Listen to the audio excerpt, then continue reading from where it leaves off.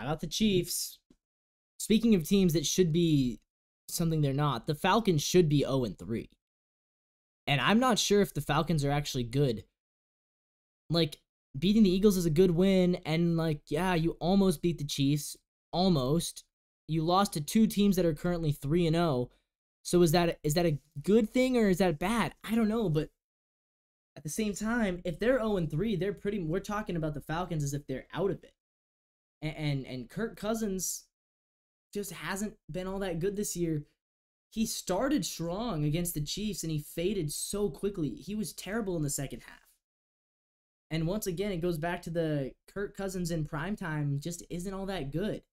He fades, and when the brights are shining the lightest, when the lights are shining the brightest, Kirk Cousins fails to live up to the task almost every time. That's why it was so shocking to me when they did beat the Eagles. And that's why I don't believe in them all that much. But the South is so confusing, man, because at the same time, they should win the division. My biggest key takeaway here is, number one, the Chiefs are inevitable. I now am of the belief that they will three-peat. I think they will. Every single thing goes their way. They get all the calls. They get all of the close key plays. They get the key stops they need on defense. They're inevitable.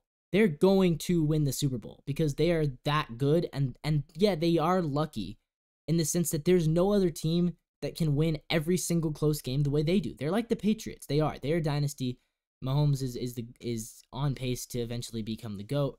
Rashee Rice is great. But my takeaway with the Falcons, can we please stop pretending that Bijan Robinson is a top 3 back in the NFL? He disappears every other game. Like, the talent is undeniably there, but we need to be honest. Bijan is not a top 3 running back in the NFL. He's just not. Like, you can't be a top 3 back if you disappear every other game. You don't get to do that. You don't get to have a terrible game every other week, but, oh, well, he's just so talented.